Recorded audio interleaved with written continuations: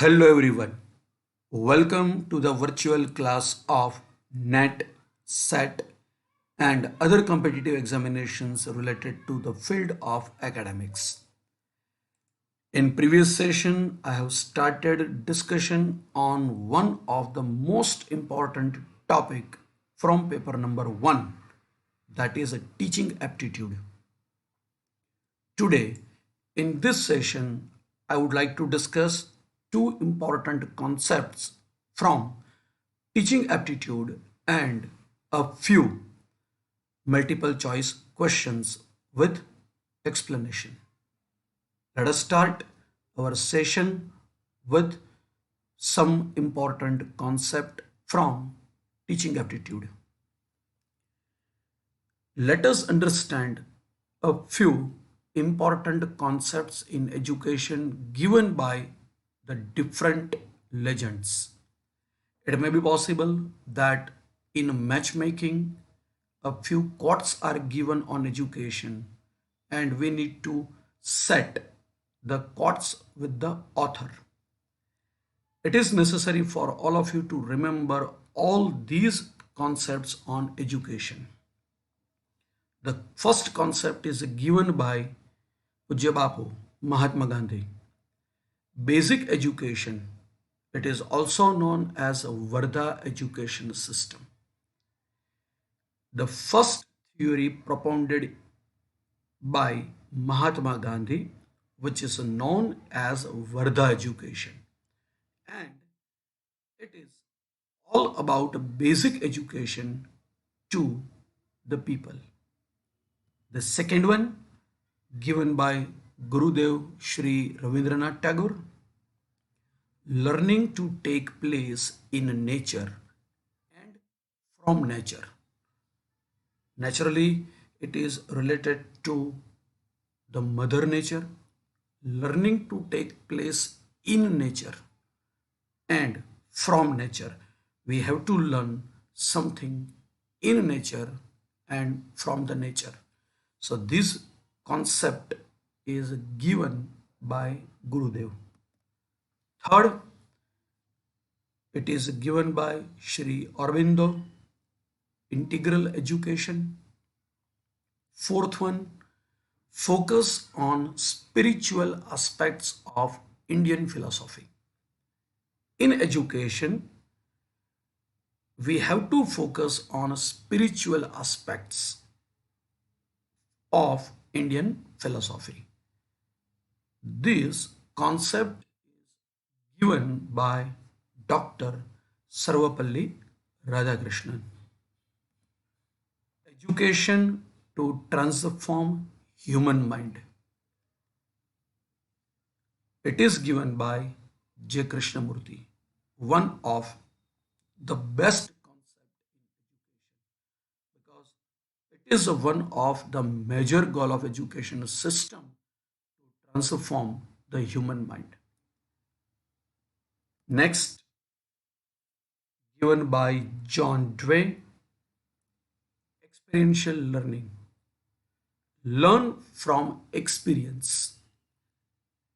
Without experience, if you learn anything in theory, it is not that much of effective. But if you learn with the experience, it is more effective. So the concept is experiential learning given by John Dewey. Self-education through development of individuality given by Maria Montessori, popularly known as Montessori, and we are well aware of Montessori education system. Then next concept is given by Froebel. Kindergarten focus on self activity, creativeness and social cooperation.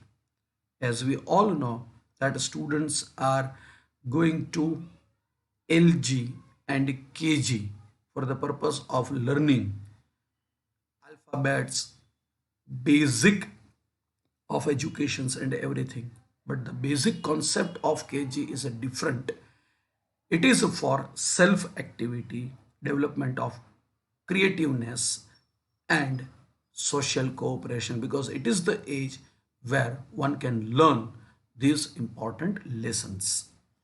And last, no formal learning, nature is the only teacher. A teacher is a person who is not only following the concept of formal learning, means to deal with the syllabus. A teacher is a person who is dealing with the overall development of the society. A teacher is a person who is interested in development of the students in such a way so as he or she can contribute for the development.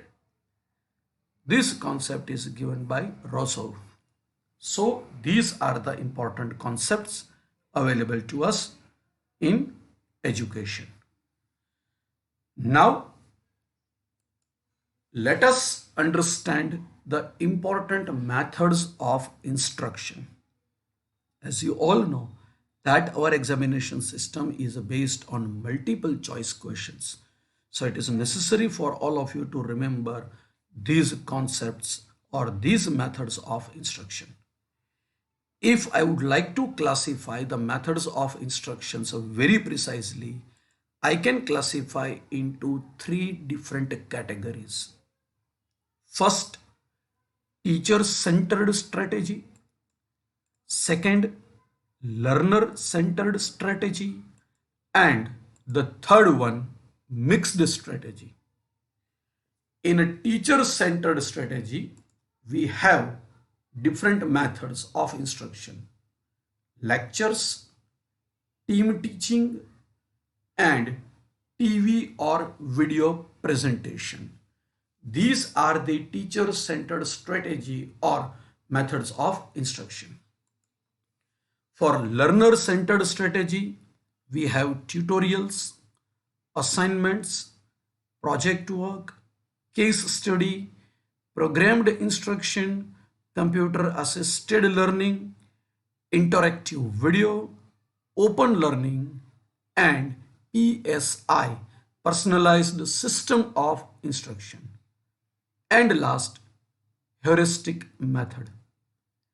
And in a mixed strategy, we have 10 more methods: group discussion, seminar, panel discussion, brainstorming, project method or work, tutorials, case study, role play, simulation, and demonstration. In previous session, I have discussed a few methods of instructions in detail in order to understand the methods or effective methods of teaching. Now, if you want to classify these methods, we have large group methods. Teacher-centered strategy is also known as large group methods. Learner-centered strategy is known as individualized methods, and mixed strategy is known as small group methods. It is necessary to remember all the concepts that I have discussed earlier and all the methods as I discussed, and it is available on your screen. Now, as per our tradition of discussion, let us move to a few important multiple choice questions related to teaching aptitude. In previous session, I have discussed 10 questions. So let us start from question number 11. If you have missed previous sessions, this is my humble request to all of you to watch previous sessions first, so as you can easily connect with this video.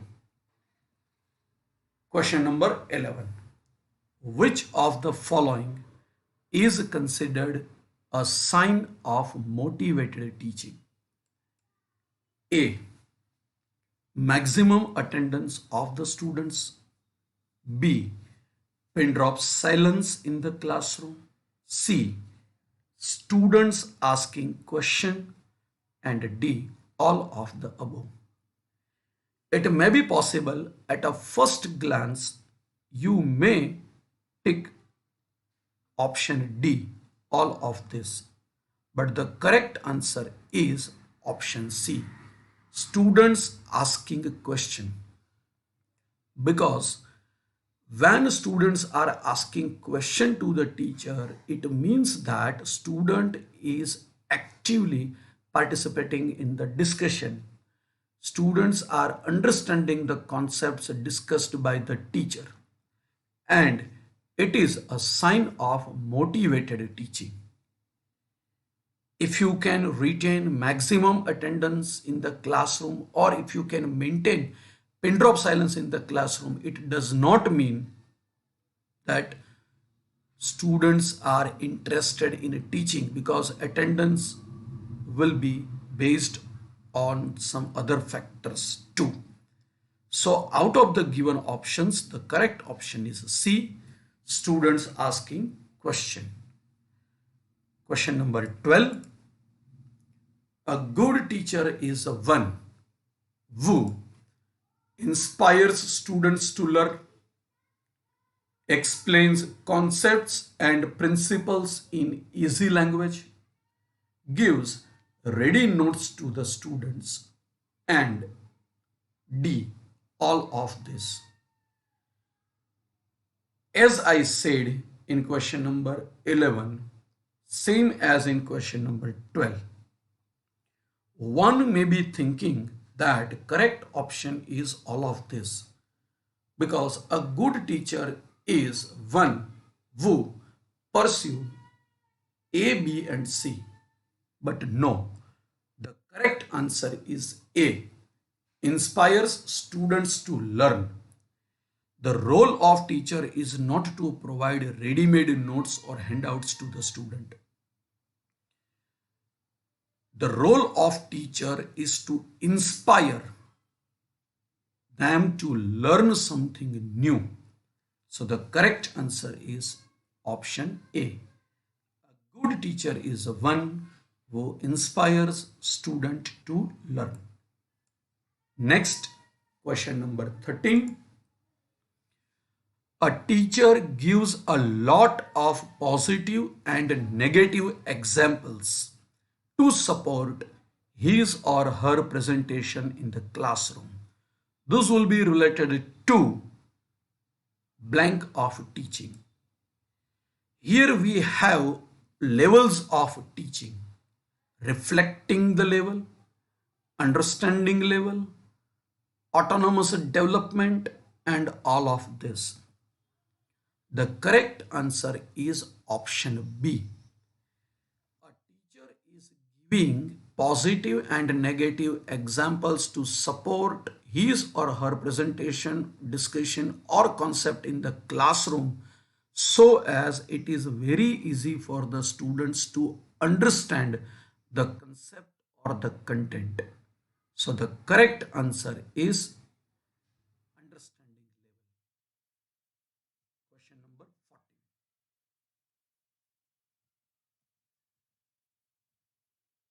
Question number 15. Sorry, 14 was same as the previous one. Classroom communication is normally considered as effective, effective, selective. None of this. Classroom communication is normally considered as none of this. Why? Because classroom communication is generally normally considered as a cognitive communication. Here it is necessary for you to understand the meaning of cognition, because it may be possible that in some of the examination, examiner may ask you meaning of cognition. The meaning of cognition is the mental action or process of acquiring knowledge and understanding through thought, experience and the senses. Classroom में जो communication होता है वो effective, affective और selective नहीं होता। वो जो होता है वो कॉग्निटिव और कॉग्निटिव होता है। क्योंकि कॉग्निटिव कम्युनिकेशन में क्या होता है? द मेंटल एक्शन और process of acquiring knowledge and understanding through thought, experience and the sense। अपने विचार से, अपने अनुभव से, अपनी बुद्धि से कोई भी बच्चा, कोई भी आदमी ज्ञान अर्जित करने की कोशिश करता है। सो क्लासरूम कम्युनिकेशन में यही होता है। इसका मतलब जो तीनों मेथड्स कम्युनिकेशन की यहाँ पे दी गई है वो गलत है। सही मेथड है cognitive communication. Which of the following is the sequence of different levels of teaching? Understanding level, memory level, reflective level. B. Reflective level, understanding level, memory level. C. Pedagogical level, understanding level, memory level. और D. None of this। आपके सामने teaching के different levels की sequence रखी गई है और आपको इसमें से तय करना है कि कौन सी सही सीक्वेंस है। सो आप सब जानते हैं कि इसमें से एक भी सीक्वेंस सही नहीं है। As I have discussed in lecture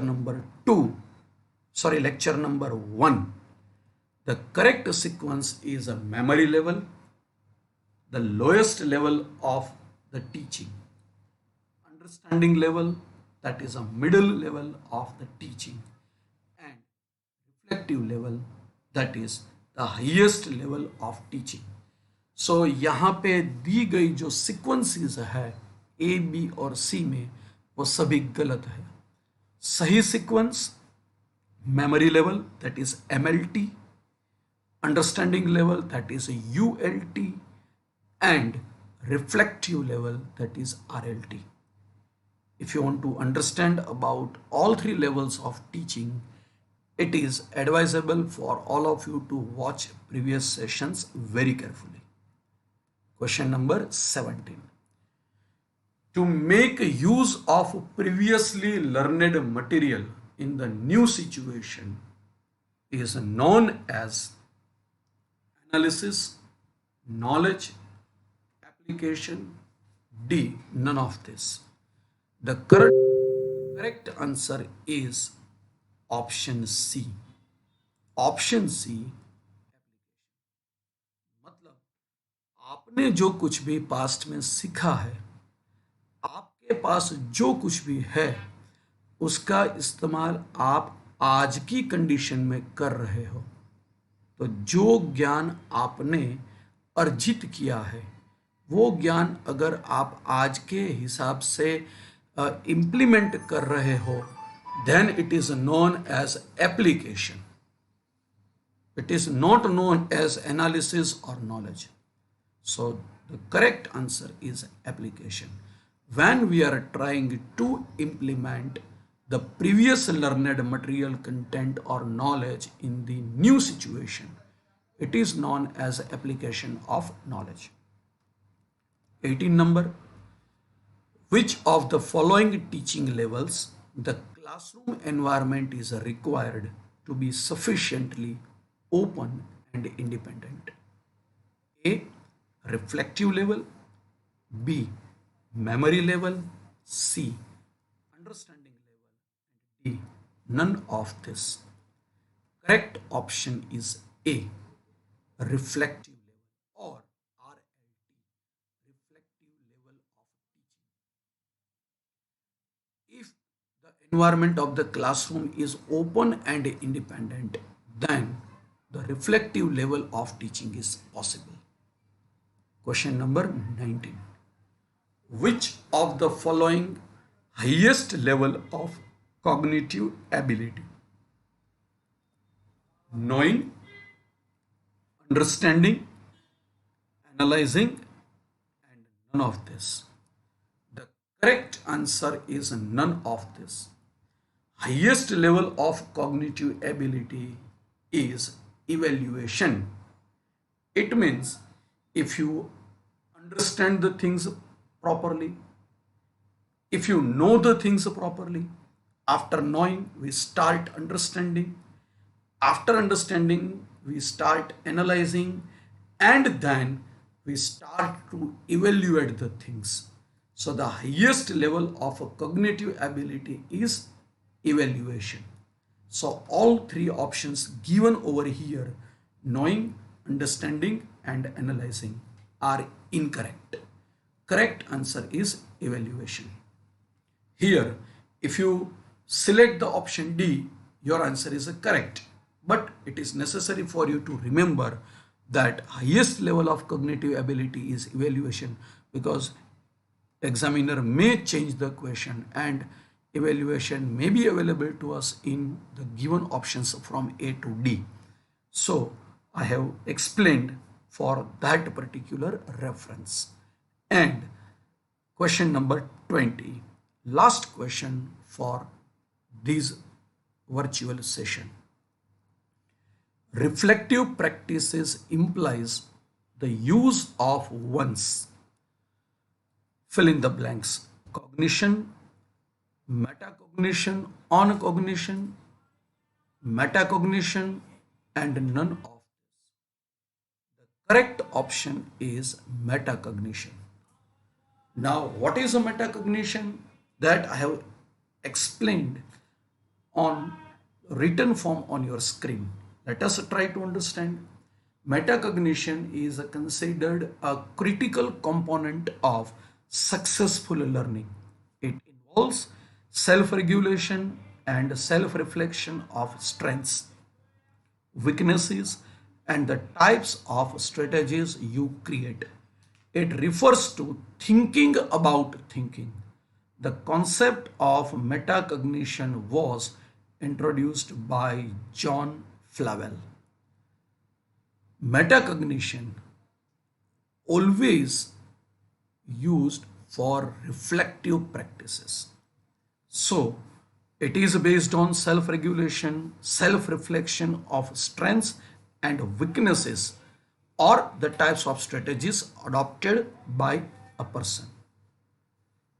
For your reference, I have also mentioned that metacognition is known as a thinking about thinking, and the person who coined the theory, who developed the theory of metacognition, name of the person is John Flavel.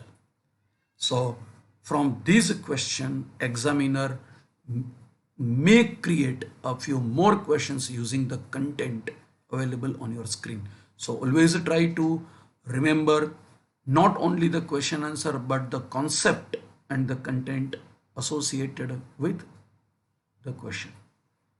I hope everyone is clear with the concept discussed in this session. I have taken references from a few web resources, and I'm very much thankful to all known and unknown persons who have uploaded these materials on different websites so as it will be useful to the students. Thank you. God bless you. Keep watching the next sessions. All the best.